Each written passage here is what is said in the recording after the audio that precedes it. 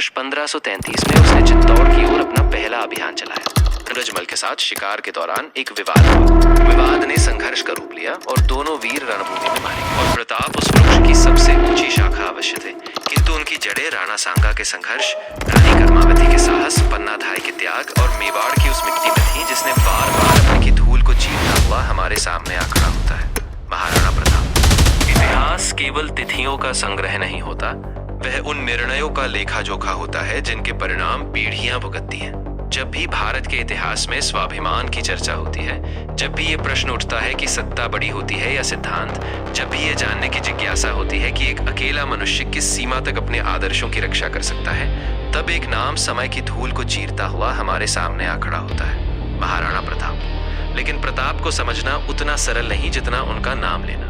प्रताप किसी एक युद्ध का नाम नहीं थे, किसी एक विजय या पराजय का नाम नहीं थे। वह उन असंख्य बलिदानों की परिणति थे जो उनके जन्म से बहुत पहले प्रारंभ हो चुके थे। किसी भी वृक्ष की भव्यता उसकी शाखाओं में नहीं, उसकी जड़ों में छिपी होती है, और प्रताप उस वृक्ष की सबसे ऊंची शाखा अवश्य थे, किंतु उनकी जड़ें राणा सांगा के संघर्ष, रानी कर्मावती के साहस, पन्नाधाय के त्याग और मेवाड़ की उस मिट्टी में थी जिसने बार बार अपने पितरों को खोया पर अपना स्वाभिमान नहीं खोया। उस समय उत्तर भारत का राजनीतिक परिदृश्य तेजी से बदल रहा था। दिल्ली की सल्तनत की पकड़ ढीली पड़ चुकी थी। मुगल अपनी जड़ें मजबूत कर रहे थे और राजपूताना अनेक शक्तियों के बीच संतुलन बनाने का प्रयास कर रहा था। ऐसे समय में मेवाड़ केवल एक राज्य नहीं था, वह राजपूती आन बान और स्वतंत्रता का सबसे बड़ा प्रतीक था। इस प्रतीक को सबसे ऊंचाई तक पहुंचाने वाले राणा सांगा अब इस संसार में नहीं रहे थे। खानवा के युद्ध के बाद उनका जाना केवल एक शासक की मृत्यु नहीं थी, वह उस नेतृत्व का अंत था जिसके पीछे पूरा राजपूताना एकत्रित हो सकता था। उनके जाने के बाद सबसे पहले निगाहें उनके ज्येष्ठ पुत्र भोजराज पर थी। वही भोजराज जिनका विवाह भक्ति और समर्पण की अमर प्रतीक मीरामाई से हुआ था। यदि नियति ने उनका साथ दिया होता तो शायद मेवाड़ का इतिहास किसी और दिशा में बढ़ता, किंतु भोजराज अपने पिता के जीवन काल में ही संसार छोड़ गए। पर इतिहास ने पहली चोट यही की। इसके बाद रतन सिंह सिंहासन पर बैठे। राज्य को लगा कि अब परिस्थितियां सामान्य होंगी, लेकिन नियति अभी शांत होने वाली नहीं थी। बूंदी के शासक सूरजमल के साथ शिकार के दौरान एक विवाद हुआ। विवाद ने संघर्ष का रूप लिया और दोनों वीर रणभूमि में मारे गए। कुछ ही वर्षों में मेवाड़ अपने 2 उत्तराधिकारियों को खो चुका था। अब बारी थी विक्रमादित्य की। वह राणा सांगा और रानी कर्मावती के पुत्र थे, परंतु केवल राजवंश में जन्म लेने से कोई महान शासक नहीं बन जाता। राज्य को चलाने के लिए धैर्य चाहिए, दूरदृष्टि चाहिए, लोगों का विश्वास चाहिए और सबसे बढ़कर संकट की घड़ी में निर्णय लेने की क्षमता चाहिए। विक्रमादित्य में इन गुणों का अभाव था। परिणाम यह हुआ कि शासन की वास्तविक जिम्मेदारी उनकी माता रानी कर्मावती के हाथों में आ गई। उन्होंने केवल अपने पुत्र की संरक्षिका बनकर शासन नहीं किया, बल्कि पूरे मेवाड़ की ढाल बनकर खड़ी हो गई। गुजरात का सुल्तान बहादुर शाह भी यही कर रहा था। उसने समझ लिया था कि राणा सांगा के बाद मेवाड़ वैसा शक्तिशाली नहीं रहा जैसा पहले था। वर्ष 1533 में उसने चित्तौड़ की ओर अपना पहला अभियान चलाया। रानी कर्मावती ने परिस्थिति को समझा। उन्होंने युद्ध की अपेक्षा कूटनीति को प्राथमिकता दी। संधि हुई, उपहार दिए गए और बहादुर शाह कुछ समय के लिए लौट गया, लेकिन यह केवल तूफान से पहले की शांति थी। अगले ही वर्ष वह पहले से अधिक शक्ति और तैयारी के साथ वापस लौटा। अब स्पष्ट हो चुका था कि युद्ध टलने वाला नहीं है। कहा जाता है कि संकट मनुष्य के भीतर छिपे वास्तविक व्यक्तित्व को सामने लाता है। रानी कर्मावती ने वही किया जो उन्हें उस समय उचित लगा। उन्होंने मुगल सम्राट हुमायूं को राखी भेजी। यह केवल एक धागा नहीं था, बल्कि सहायता की अंतिम पुकार थी।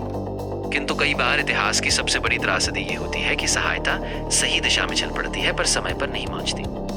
हुमायूं ने आने का प्रयास किया, लेकिन चित्तौड़ को उसकी प्रतीक्षा का अवसर नहीं मिला। जब यह स्पष्ट हो गया कि दुर्ग अधिक समय तक नहीं टिक पाएगा, तब मेवाड़ ने दूसरी बार वह निर्णय लिया जिसने उसे अमर बना दिया। हजारों स्त्रियों ने अग्निकुंड में प्रवेश किया। रानी कर्मावती ने जौहर का नेतृत्व किया और दूसरी ओर केसरिया धारण किए राजपूत अंतिम युद्ध के लिए दुर्ग के द्वार खोलकर निकल पड़े। यह केवल युद्ध नहीं था, यह उस युग का दर्शन था जहां जीवन से अधिक सम्मान को महत्व दिया जाता था। बहादुर शाह ने चित्तौड़ पर अधिकार तो कर लिया, लेकिन विजय अधिक समय तक उसके पास नहीं रही। हुमायूं के मालवा की ओर बढ़ने की सूचना मिलते ही उसे चित्तौड़ छोड़ना पड़ा। बाद में दमनदीव के निकट पुर्तगालियों से संघर्ष करते हुए उसकी मृत्यु हुई और लोगों ने कहा कि सूफी संत की वह भविष्यवाणी सत्य सिद्ध हुई जिसमें कहा गया था कि चित्तौड़ का विनाश बहादुर शाह के विनाश का कारण बनेगा। गुर्जरों ने हमारे इतिहास की सबसे बड़ी लड़ाइयां लड़ी। नागभट्ट और सम्राट मिहिर भोज ने कैसे अपनी वीरता का लोहा मनवाया, कैसे वीर गुर्जरों ने अरबों और मुगलों को खदेड़ा। जय प्रतिहार, जय भारत भूमि।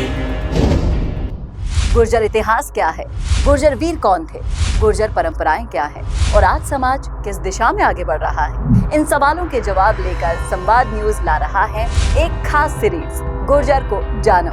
50 खास पॉडकास्ट जवाहर सिंह बेढप, विजय बैसला, हाकिम Bainsla, social workers, teachers, IAS, IPS और कई प्रेरणादायक गुर्जर चेहरे और भी बहुत कुछ। इसमें बात होगी गुर्जर इतिहास की, गुर्जर वीरों की कहानियों की, गुर्जर गोत्र और रीति रिवाजों की, गुर्जर समाज में आ रहे बदलावों की, शिक्षा की, नौकरी और राजनीति में बढ़ती हुई भागीदारी की। तो समाज को बेहतर तरीके से जानना चाहते हैं, पीढ़ियों तक समाज की गौरव गाथाएं पहुंचाना चाहते हैं, लाखों करोड़ों लोगों तक पहुंचेंगे ये पॉडकास्ट, खुलेंगे इतिहास और वर्तमान के हर पहलू, फिर चप्पे चप्पे तक पहुंचेगा गुर्जर गर्व, घर घर तक पहुंचेंगी सच्ची गुर्जर कहानियां और बच्चा बच्चा भी जानेगा कि आखिर कौन है, कौन थे और रहेंगे वीर गुर्जर। अगर आप भी सपोर्ट करना चाहते हैं इस सीरीज को तो आज ही व्हाट्सएप कीजिए इन नंबरों पर।